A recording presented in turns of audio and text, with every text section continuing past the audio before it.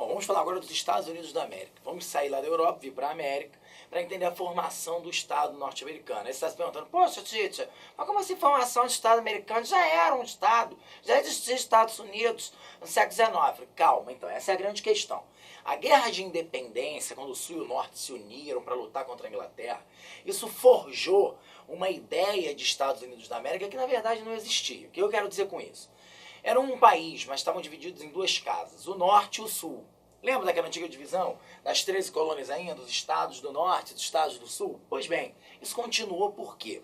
Porque são grupos, são elites, com objetivos e propostas completamente diferentes. Enquanto o Norte era aquele grupo industrializado, né, que defendia a mão de obra assalariada, por isso também queria que o Estado promovesse cada vez mais leis protecionistas para poder proteger o seu mercado interno e estimular a sua indústria. Os grandes, a elite do Sul, a elite escravista do Sul, latifundiária do Sul, tinham interesses completamente distintos. Eles queriam o quê? O livre-cambismo, porque eles viviam exatamente dessa, né, da venda dos seus produtos, da agroexportação. Perfeito? Então, por isso, eles eram contra as leis protecionistas e defendiam a manutenção da escravidão.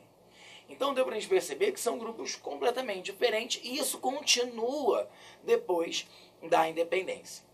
Perfeito?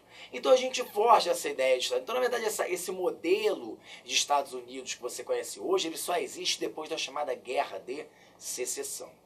E o que vai estimular, o que vai romper com esse frágil equilíbrio mantido dentro do Congresso norte-americano, depois da independência, né, entre escravistas do Sul e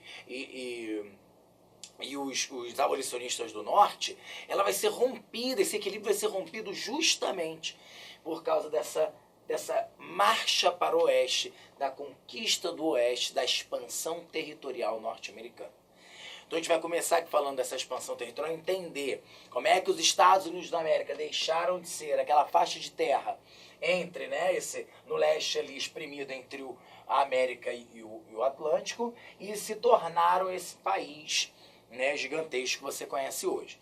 E depois a gente então termina falando da Guerra de Secessão e a Idade de Ouro dos Estados Unidos. Perfeito? Então vamos lá. Primeiro, vamos entender que sempre foi um interesse dos colonos dominar esse território a oeste. Sempre foi.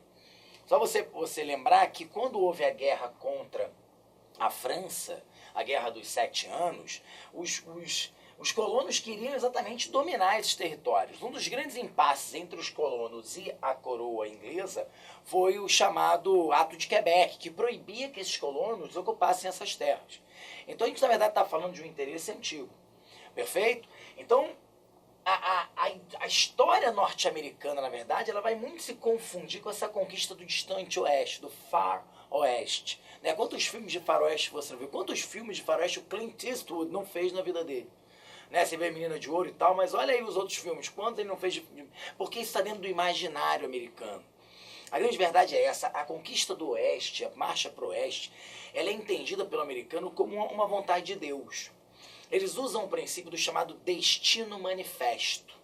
Dentro de um princípio calvinista de predestinação, então eles estavam predestinados por Deus a ocupar esses territórios, certo? Então quando eles ocupam, nada mais é do que o destino se manifestando. Então o princípio do destino manifesto, eles tinham que ocupar essas terras e vão ocupar. Então você vê, por exemplo, quer ver um outro exemplo curioso? Uma das marcas de cigarro mais famosas do mundo, a Marlboro, fez o seu comercial durante muitos e muitos anos, é que hoje no Brasil ele é proibido, comerciais de cigarro são proibidos.